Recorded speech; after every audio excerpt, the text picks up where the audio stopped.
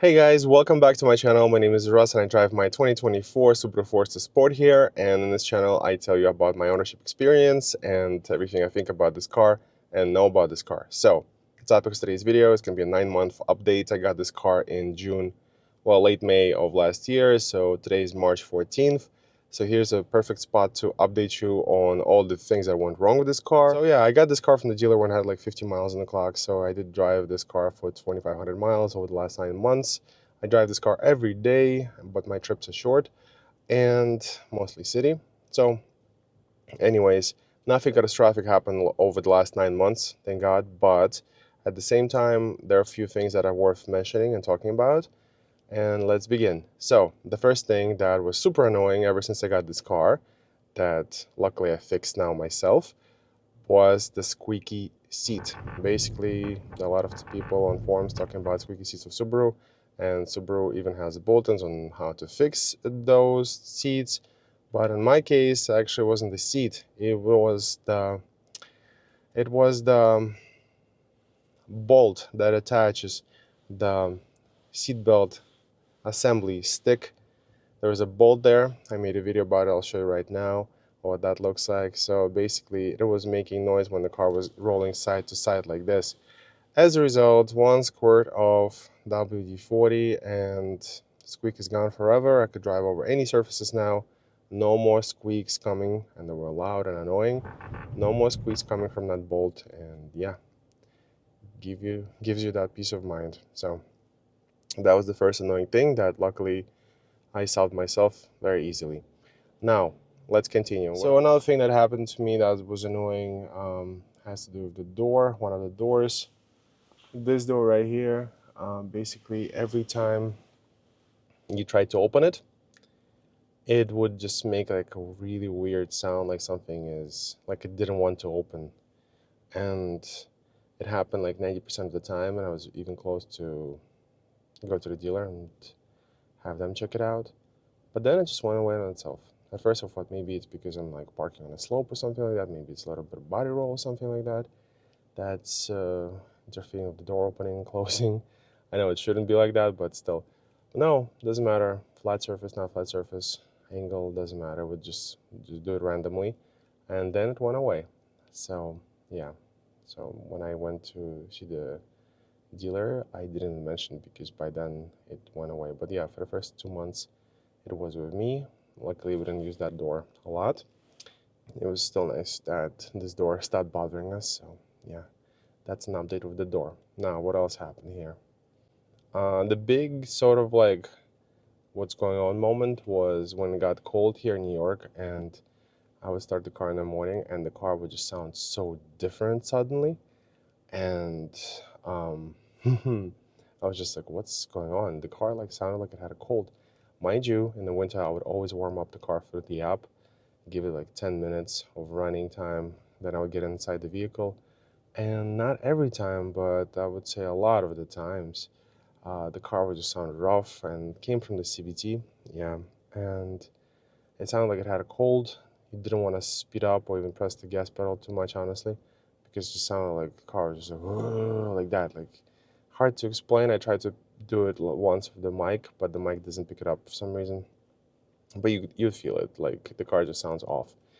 And yeah, then I realized, well, yeah, something to do with the cold, obviously. Then after driving for about 10 minutes of actual driving it, after warming it up, it would go away. Sometimes I would need to restart the car for it to go away right on the spot. So yeah, I realized that it has something to do with the temperatures, obviously. And then if you drive for like 10 minutes, it would go away. Sometimes I would need to restart the car and it would go away, that sound. And yeah, then I read the manual, and the manual says 550 something page. I forgot what page it was, but the manual is big. But on one of the pages of the manual, it says that the car will sound different and it's normal and will perform differently, the CVT itself, because of the temperature or something. But basically, it does sound that it does say that the CVT will sound different and will perform differently till it warms up. So that basically made me feel reassured that yeah, it is normal. Let me just ignore it and continue driving the car and just be aware of that feature. So another thing that you as a new driver of the Subaru Forester might experience, that I certainly experienced. That was new to me. I never drove cars like this. I never drove a car with CVT before, so at the beginning, and also has to do with the temperature in the summer. Let's say those are lights right there. Traffic comes to a stop gently, and you're braking not all the way, but you're braking and the speed is 25, then you brake to 20, then 15, and then you just decide to just gently coast the rest of the way to the light at 15 miles an hour. Yeah, no problem in any other car, but in Subaru, because of the CVT and because of the torque converter, and basically it's gonna go 15, 14, 13, 12, 11, and then at some point, each time is different, the car is gonna like gain a mile of speed, and it's gonna feel like slowing down, woof, and it's just gonna speed up. I asked passengers who were with me in the car many times, did they feel it? They never feel it, so they never feel that surge of like power. But as a driver, you always feel it, and at first it's like very freaky, like, what are you doing, car? I'm trying to slow down, and why are you speeding up suddenly? And yeah, I thought something wrong with the car, but I never experienced anything like this in any other vehicles. But yeah, then came forums and manuals, and basically, yeah, that's just normal for the car. That's how CVT works. For some reason, it works like that only for me, like in different temperatures when it was humid. And in New York City in the summer, it's humid a lot. So, yeah, in the winter, it happens very rarely. But in the summer here in New York was very pronounced. So, yeah, that's something to know and to remember. Basically, don't quote me on how it works exactly, but from what I remember, torque converter is releasing, and therefore it kind of stops doing the engine braking for you. And the moment it does stop doing the engine braking for you, you do feel that extra surge. Sometimes it would even pick up like a mile of speed on the speedometer. And yeah, it's normal now. I'm used to it. I don't freak out about it, but yeah, basically something you quickly learn to adapt to and to drive differently. Yeah. So what else? Let's see what else was here over the last 9 months that is worth mentioning. Another thing that's worth mentioning is the auto start stop feature. Unfortunately, Subaru stubbornly doesn't let you disable it once and for all through the menu. So you just have to develop part of the habit. You get in, you start the engine, then you reach out here and press. It's like an A button. I call it A button. The moment you press it, as you could see, that orange A appears here. And when it does, that means the car is not going to stop at every stoplight and the engine's not going to turn off. And yeah, I decided to do it early on because the way the system works, it's rough. When the engine restarts, yeah, it's implemented in a rough, crude way, I think. And the car kind of starts to shake a little. And yeah, it's just not a pleasant experience for me as a driver or for any of the passengers. I mean, you come to a stoplight, the car is quiet. I want it to remain quiet, and then when I pull off, I want it to be quiet as well. I don't want to hear the engine restarting.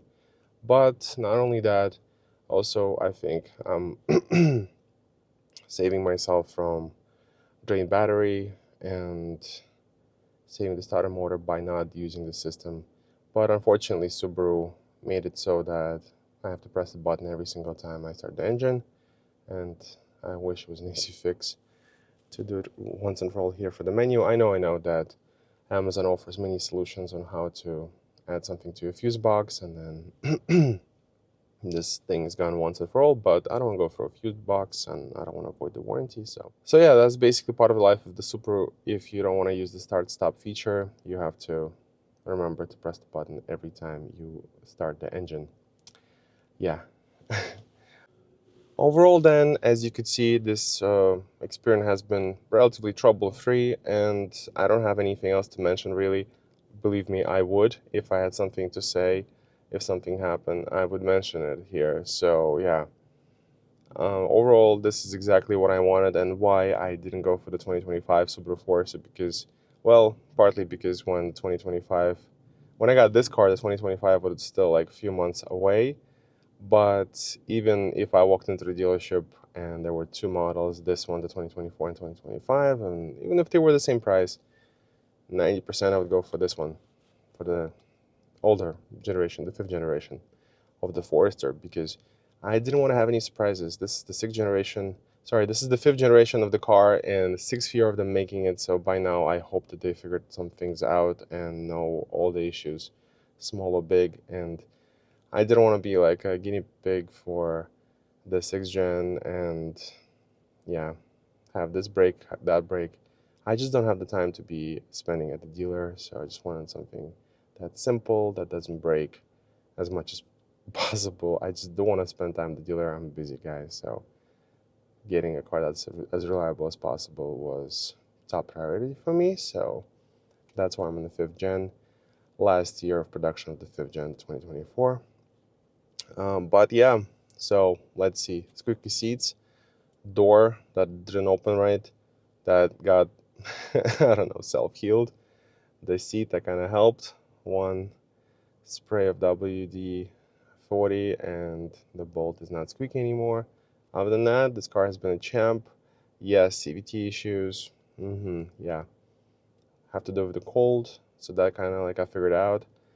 Getting used to driving with the CVT took some time. It's not just a different sound, but that's just, yeah, I told you about the whole torque converter thing.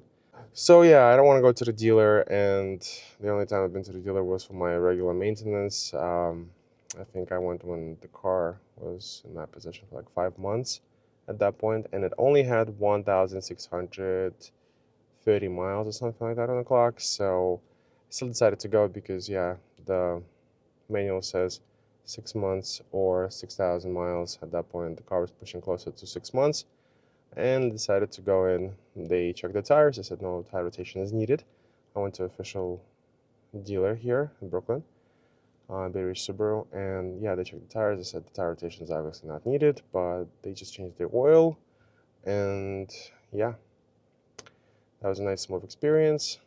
I like the people who work there, so that was a nice experience. But they gave me a sticker saying I should come back in May, on May 14th, 2025, and expect the mileage to be 7,657 at that point.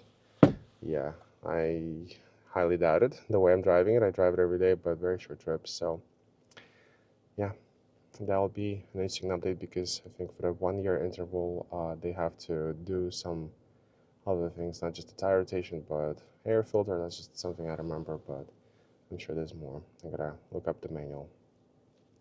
So yeah, that has been the update of the last 9 months of driving my Subaru Forester. So far, overall, I'm very happy with this car. Very happy with this choice. I did a video, big video, recently about 10 bad surprises about this car, and that's already out.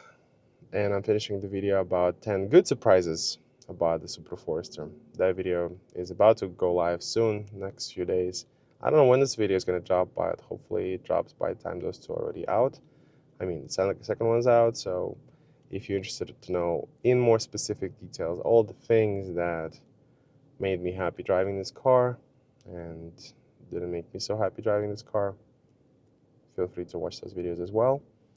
And yeah, this was the first video like this, the 9-month update, maintenance update about all the things that went wrong. And hopefully the next one I do, I won't have too many things to report, but we'll see.